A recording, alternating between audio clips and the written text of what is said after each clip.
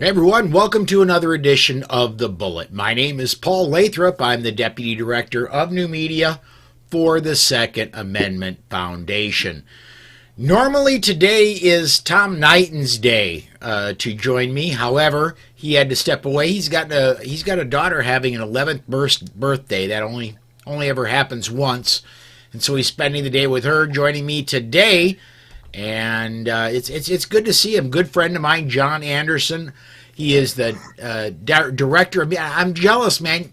You got a better title than me. I'm the deputy director of new media. You're the director of media for NFOA. Absolutely. Now, the rub is I might have a higher title, but I do believe you make a better living doing what you do than I do volunteering here. It's possible. It's possible. Anyway, as we get started, as I usually do, I want to remind everybody, if you're watching the stream live on Facebook, on the Polite Society podcast page, or on the Polite Society podcast feed on YouTube, you can comment on those live videos. We'll get those comments up. We'll talk about them while we're on the air. If you're catching us anywhere else, go to Twitter, tweet with the hashtag #TheBullet. We'll get those comments as well. We'll get them on the air, and John and I will discuss them as we go through the news of the day. I'd planned, John, on talking about half the show on NFOA stuff. We will do that. However, this morning, breaking news broke, and we've got an incident that happened in Nashville. I'm just gonna my primary sources I'm quoting off of are Bearing Arms. There's an article by Cam Edwards that's up. Police in Nashville say that 5 people, including 3 children, are dead after a shooting at a private school on Monday morning.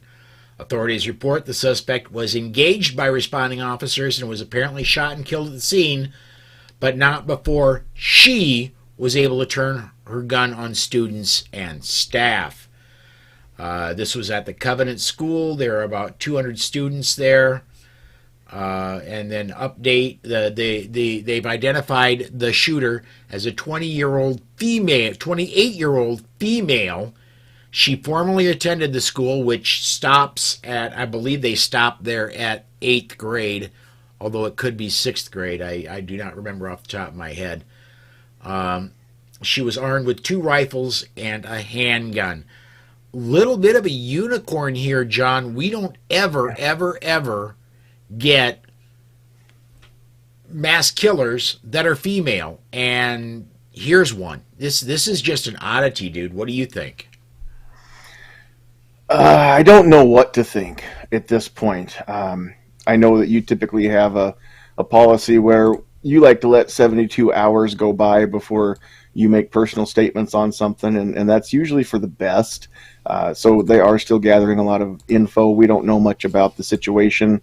We don't know much about the person that did this, other than age and gender at this point, and a few other things. But yeah, it's very, very rare. There are a few other instances here in recent memory where some active shooting incidents have gone down where a female was involved. But yeah, not very many of the suspects in these situations are females. So I'd really be curious when they do release more info to see what the motive was here. Yeah, I would absolutely agree. And again, this is a story that is a few hours old. Normally, I do hold to 72 hours, and for any details other than just the barest facts, I'm gonna do that here as well. I'm gonna say that we know what we know for sure right now, and that is female shooter, 28 years old, attended the school apparently quite some time ago. That's what we know. Right. And we'll see what happens, what gets released in the future. Let's go on to a little bit more positive news, man, and let's talk a little bit about what NFOA is doing and what the Nebraska unicameral is doing.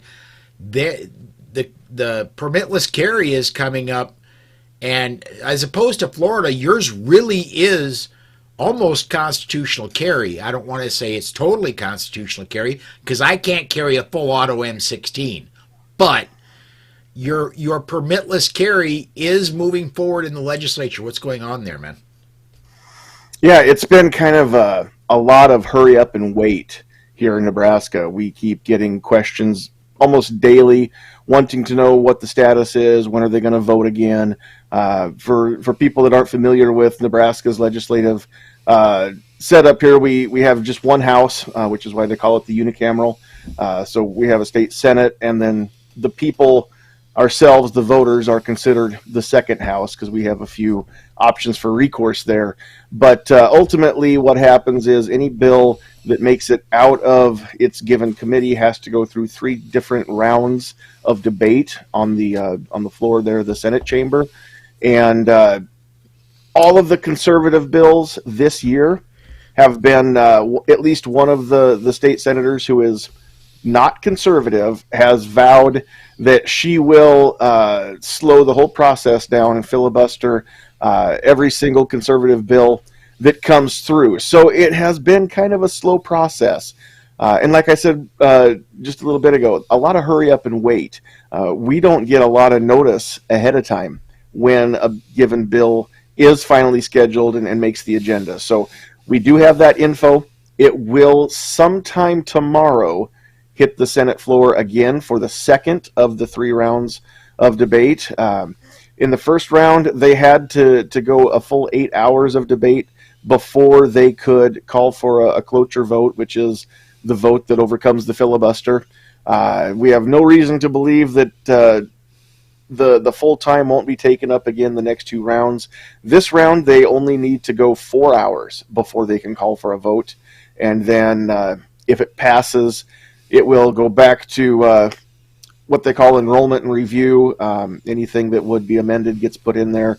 Then it'll go on to the 3rd round, the final reading. They will read the bill in its entirety there on the floor, and then 2 more hours of debate before they can vote for the 3rd time. If it passes there, it will go on to the governor's desk, and he will sign that. We have no doubt there. So tomorrow, sometime throughout the day, from what we've heard, there are a few other, I's that need dotted and T's that need crossed there in the Senate chamber. And one other bill needs to be finished up and voted on before they can move over to LB 77. So general consensus is it won't take place until afternoon, but we don't know exactly when. I do believe that right now the Speaker of the legislature has said that they will be... they'll be going later into the evenings. It's either 7 o'clock or 9 o'clock, I believe, before they adjourn for the day, just because they do have a lot of bills that they need to get through this session. So they want to make sure that they have enough time to hear everything and debate everything. So sometime tomorrow, which is Tuesday, that would be March 28th, 2023, it will go for the second round of debate, what they call select file.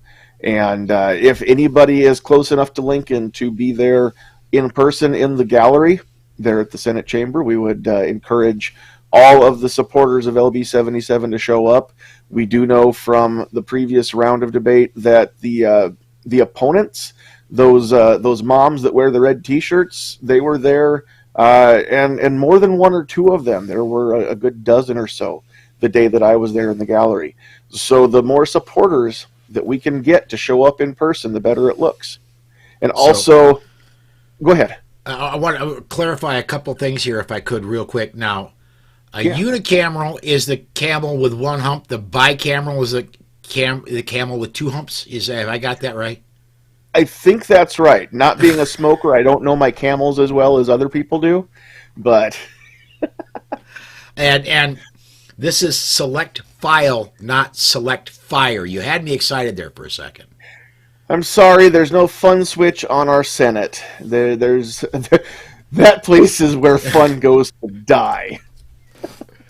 All right, let's. We're starting to get comments in. DJ Plain Ice, haven't seen you in a while, DJ. Nice to have you join us here. He wants to know. Whoops, that's not the right one. Oops, I got to come over here. We had a glitch in the software, a glitch in the matrix, so to speak. Let me do that, and let me come back over here and send it again. Will NFOA be hosting a rally? Not to my knowledge at the Capitol. However, there is a lunch.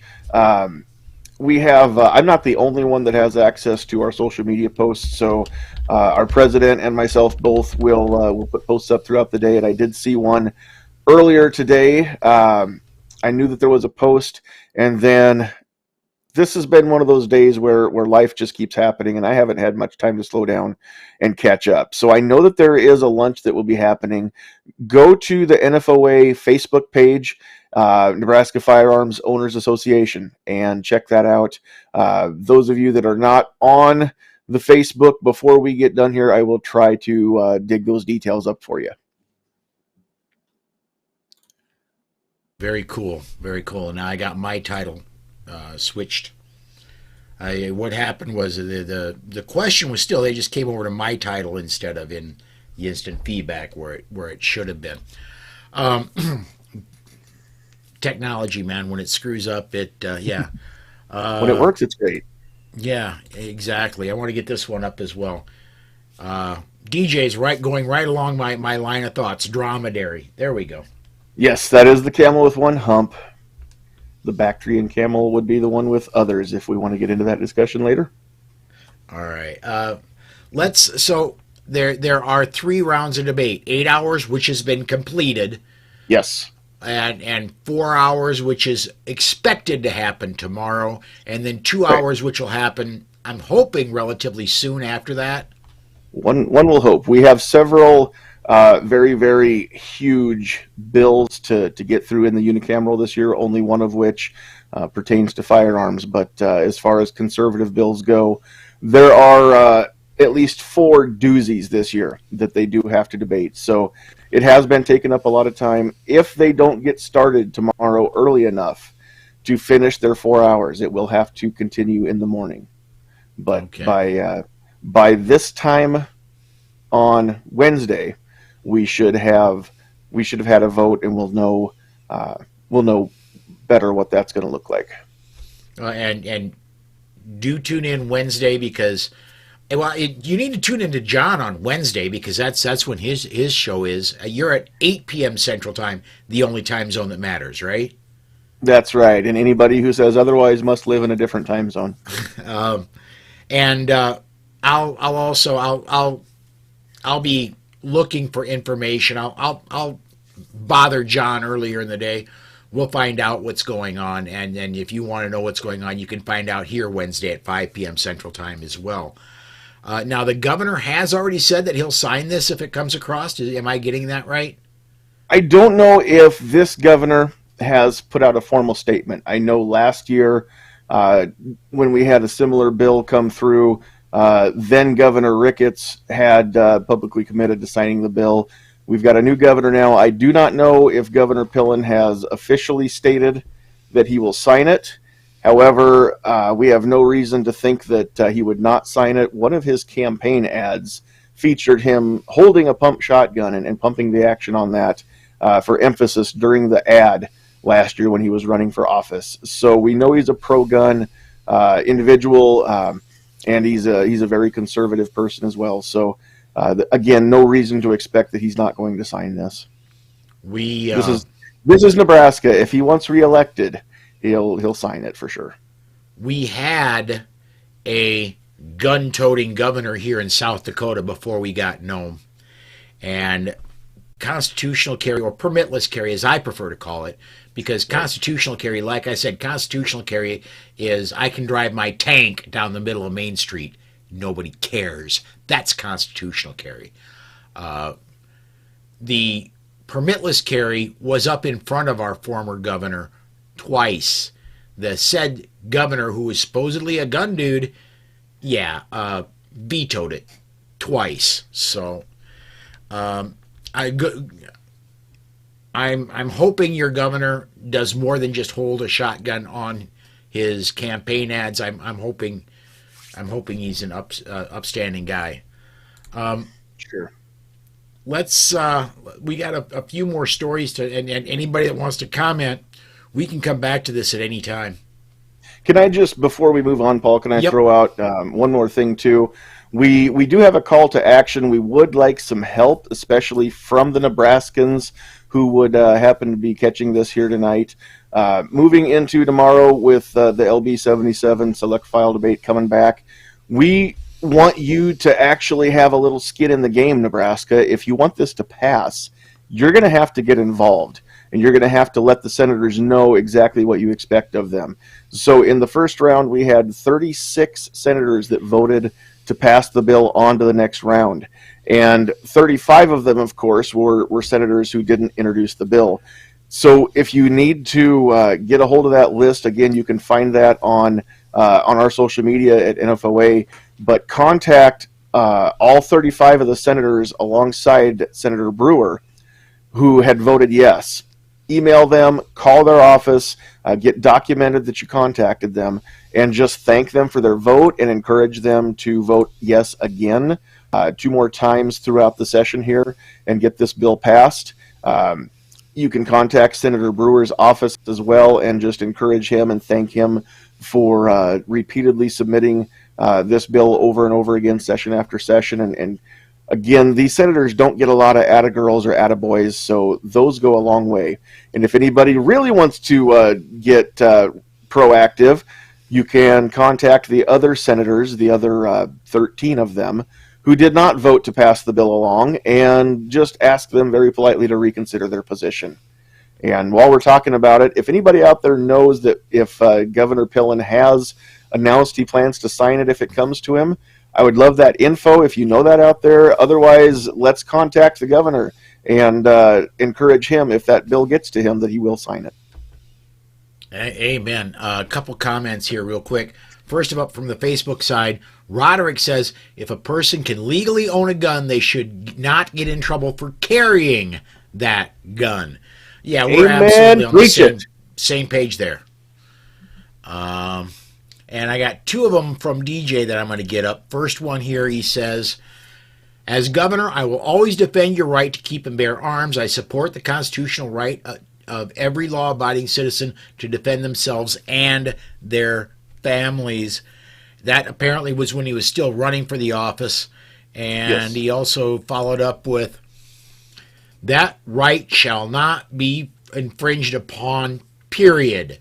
And he attributes that to Nebraska Governor Jim Pillen. So apparently he said it again after he took office. So, and again, I just don't know if he has made an official statement since he's been sworn in to specifically acknowledging LB 77 and that he will indeed sign it. But that would be a great move also if we could get that from him. You've just inspired me to get a little proactive myself. Thank you. All right. Let me get one more up here. This one from Jack on the Facebook side. Nebraska, don't make the same mistakes made in New York 20 years ago.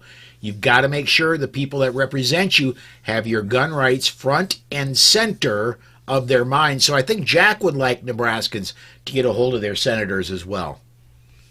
Absolutely. Please do.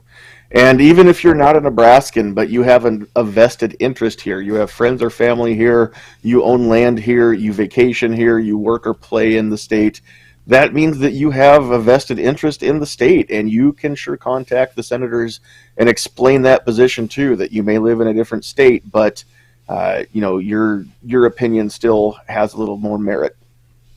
Yeah, absolutely. Let's go ahead. We got some other news we got to cover, and we're about 2/3 of the way through the program. But this one comes off Ammo Land on March 24th, 2023. Governor Roy Cooper of North Carolina vetoed SB 41, which would remove the Jim Crow era requirement to obtain permission from the sheriff to purchase or transfer a pistol in the state.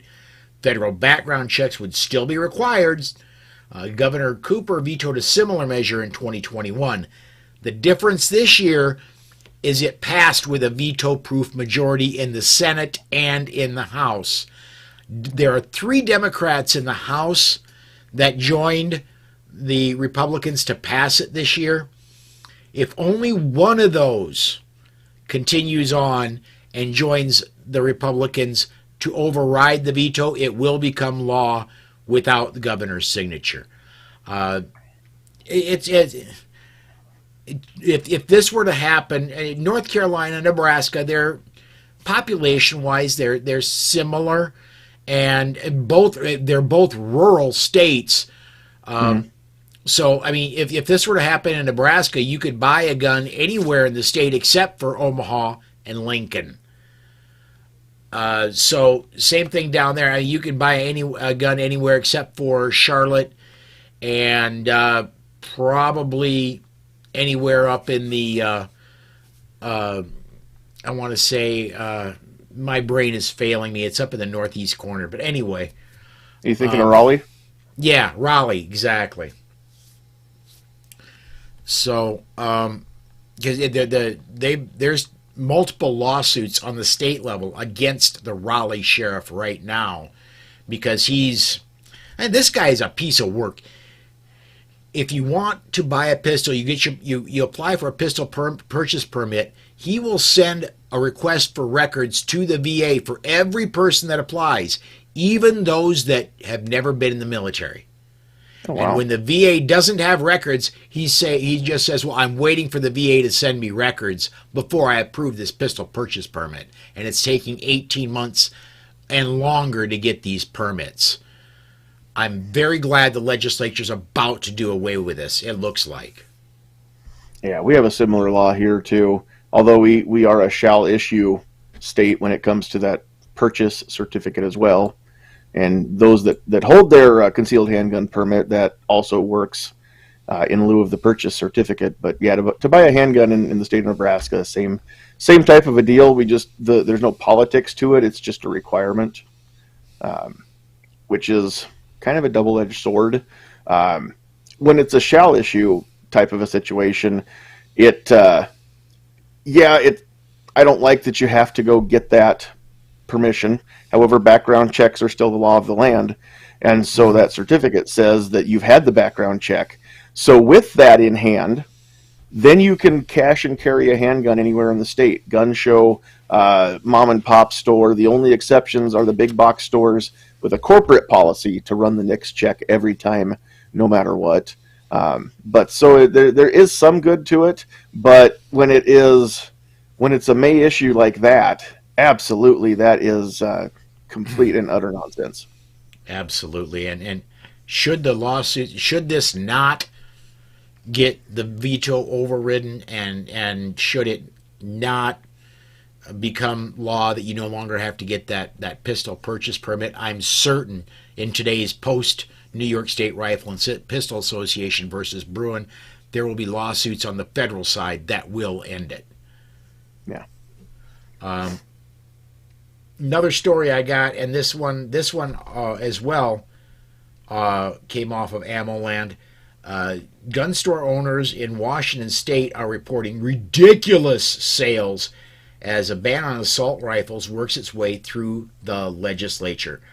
Gun store owners across Washington State say the AR-15 sales are through the roof due to a proposed assault weapons ban that's currently making its way through the legislature. We're talking triple and more the rate of normal sales that is going through right now in Washington State.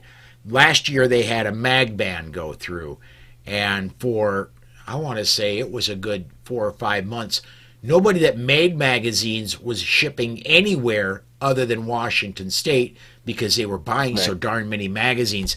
Now it looks like the rifles may be going away. Everywhere in the country, you may have a problem getting a hand on a new manufacturer AR-15. I think they're all going to be shipping them there. So does this proposed ban have a grandfather clause in it then, so that those that own them today can keep them? They can keep them. They cannot sell them in state. They cannot give them to anybody else in state. You keep it until you die, and then it's destroyed. That's my understanding of the proposed law. Another one, should it get passed, it will be struck down. However, I'd rather it just not be passed. It'd just be a lot more cost-effective all the way around for the government to work the way it's designed to. Yeah. Yeah, absolutely. One last one, and I gotta preface this one with an apology to anybody that lives in Houston, Texas. And U.S. Congresswoman Sheila Jackson Lee announced she's going to be running for the mayor of Houston. She announced that this morning. The quote from her is, "I hope I've been a humble servant for you for 28 years." Baloney! I'm sorry, was that external? Lee said at the City Cathedral Church podium in Houston. Sheila Jackson Lee wants to come home to be your mayor to the city of Houston. I will not be able to do it without each and every one of you. Let's start the fire now. Sheila Jackson Lee, no friend to the Second Amendment, no friend to gun owners. Right. The positive news for those of us who do not live in Houston is the fact that she'll no longer be in the House, and so there's nothing she can do against us there. But I'm really sorry for any of you that live in Houston. Correct me if I'm wrong. Is this not the same person who said that she has held one of those scary black AR-15 rifles and it's as heavy as 10 boxes you might be moving? Yes, that's the same lady. That's what I thought. She's clearly an intellectual and a scholar, and the probably one of the foremost experts on firearms in the Texas, all of Texas probably. She seems pretty smart to me. Let me take off my NFOA hat, and if I'm going to talk smack, I can't represent them while I'm doing it. I'll just be me. All right. Get a comment in on a previous story we had here. C&T Designs and Arms says, speaking of Washington, they can go out of state, buy mags, and bring them back into state. Not legally. Then they would have to be less than honest. Yes. On when they acquired them, correct? Yes, exactly. Which, if they're made of plastic, there's going to be a date when they were molded, so don't get caught. Well, and there are no serial numbers on them. I don't know how they would get busted, but right now, and I'll clarify this on Friday when Tom Walls of the Firearms Academy of Seattle is with us. But right now, as it stands, no, you cannot buy them, period. You cannot bring them in. If you are moving into Washington State, you're not supposed to bring them with you. I do not know the penalty. I do not know how they would prove that you didn't own them previously, but... Sure, yeah. Well, if you're a new resident, especially once that would take effect, that would be pretty easy to do. They've been outlawed since before you got there. Yeah. And Mike White says some mags are dated. Yeah. Okay. Yeah, a lot of molded plastic. I date mine every time I go to the range. I really do. They're cheap dates. I just have to feed at, well, maybe not so cheap dates. That's not so cheap anymore. Oh, the magazines may be cheap dates, but the firearm into which they're inserted are very, very expensive to feed. But gosh, they're fun. Yes, they are. We're getting down towards the bottom of the half hour here. John, before we take off, I'd be a very bad host if I didn't ask you to plug your podcast and one more plug for people to get involved there in Nebraska. Absolutely. Let's start off with the Nebraska stuff. Again, if you want to see permitless carry here in Nebraska, we need your help. You cannot expect the senators to know what Nebraskans want if you don't tell them. So contact all of the state senators who voted yes on LB 77 in round one. There were 36 of them, which means 4 of them were Democrats. We're supposed to be nonpartisan, but the votes typically do follow the party lines. So especially thank those 4 Democrat senators who did vote yes.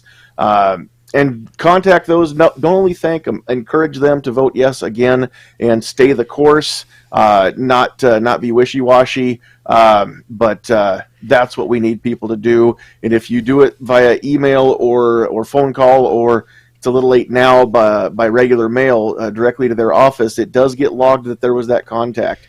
So what we can do, if you contact all of the opponents as well, you take away the argument that they're not hearing from anybody that wants this. So some of them said that in the first round, that they didn't hear from anybody, at least within their own district. But once a bill goes to the Senate floor, they represent every Nebraskan, not only the Nebraskans in their district. So please reach out to those senators. Again, check out NFOA, Nebraska Firearms Owners Association website for that info, or you can go to the website and get that, nebraskafirearms.org. And then for my personal stuff, Sandhills Media, we do have a podcast now on Wednesday nights, 8 p.m. Central Time, called the Get Off My Lawn podcast. Paul, you are a fairly regular guest in and out some of the weeks. Check that out. We will be also doing an update this week on LB77. We talk about some gun stuff, some 2A stuff. Some of it is not gun related at all, but it's whatever the host decides that the topic's going to be for the given week. The main goal week in and week out is to spark some discussion and just to make you think about something maybe you hadn't thought about before. Sure. I'm a sometimes contributor there. I got to say though, you go to air really late for me. Quite often, my bedtime is kind of near when you are starting. So by the time we're into your show a good amount, I'm having to put up my let me do this. I have to put up my Daily Bullet logo. That's what people get to see. Well, I'm over on the side doing this number. So we've never heard you snore through there, so it's all good. There is that. All right.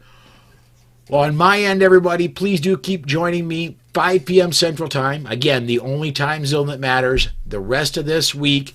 And do come join me on Saturday for the weekend edition of The Bullet. This weekend, Patrick Collins, the owner of the website The Gun Foodie, is going to be joining us for his first time for the weekend edition. And Alex Uli will be here. I haven't booked the third person yet, but we'll get that booked. I'll let you know as the week goes on who the third person is going to be.